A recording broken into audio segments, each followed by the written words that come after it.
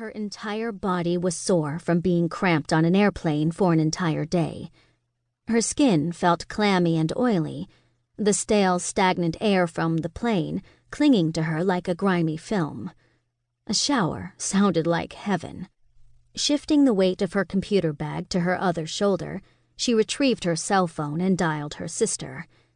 It went straight to voicemail, so she left a quick message, letting Eden know that she'd arrived and would either Uber it or get a cab to her house.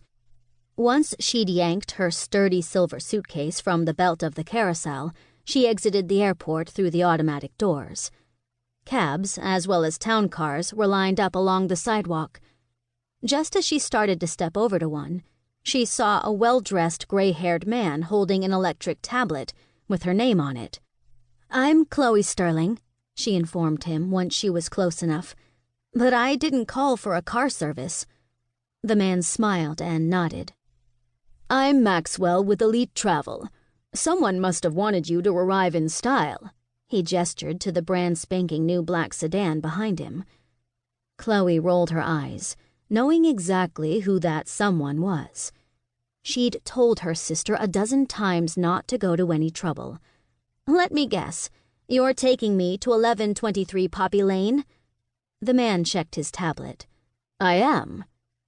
Chloe handed over her suitcase while wondering how much the ride had set Eden back. Her sister was always extravagant with money, but she had to admit it was nice to ride comfortably after such a long flight. Once she was safely ensconced in the plush leather back seat, she sent Eden a text. "Not at all what I meant by 'don't go to any trouble,' sister of mine." She waited several minutes, but no reply came through. Chloe watched the landscape of downtown LA pass by, lulled by the gentle rocking of the car and the comfort of the back seat, feeling both concerned and relieved when the city buildings gave way to smaller cottage houses and a quaint-looking historic town. This wasn't at all what she'd pictured when she'd imagined LA. "So what brings you to Los Feliz?" her driver asked. "My sister. I'm just here for a visit," she informed him absently. "Ah, well, there's lots to see and do. How long are you staying?" "A week," she said, wondering if it would feel like too brief or too long of a visit when it was time to go. "No time at all, then," he commented. "Where are you from originally?" "Boston." She scrolled through her cell phone, frowning when she saw that Eden still hadn't called or texted her back. She texted Cassie C.J. Jackson, the photographer she worked with back home, the closest thing she had to a best friend, and let her know she'd arrived safely. CJ sent a text back telling her to get some sun and bag a surfer for her. Chloe rolled her eyes. With her black pixie cut and all of her tattoos and piercings, CJ looked like a gothic Tinkerbell. She hated sunshine and would likely tell any surfer dudes who hit on her to go fuck themselves. Another text from CJ came through. "Don't check the headlines."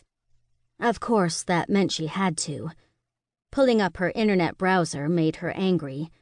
Senator Truman was on the cover of the Globe and the Los Angeles Times. Pictures of him with his wife and daughter were featured below headlines screaming what a wonderful husband and father he was.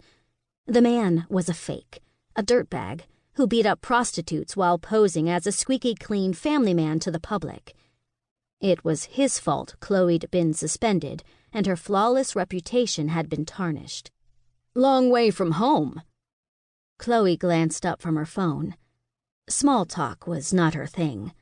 Unless she was doing research for a story and had an objective, she'd never been so hot at it. Eden was the social sister, the charismatic one who smiled and chatted easily. Yeah, guess so. Your first trip to California, I assume," Maxwell observed. "It is." She glanced at the flower and tree-lined streets as they blurred by. It really was beautiful. Her sister had been right in her description on the phone. This neighborhood reminded her a little of the one they'd grown up in, flooding her with memories of innocence and freedom. Before their mother had passed away, before their father had lost himself in bottle after bottle, Their childhood had been filled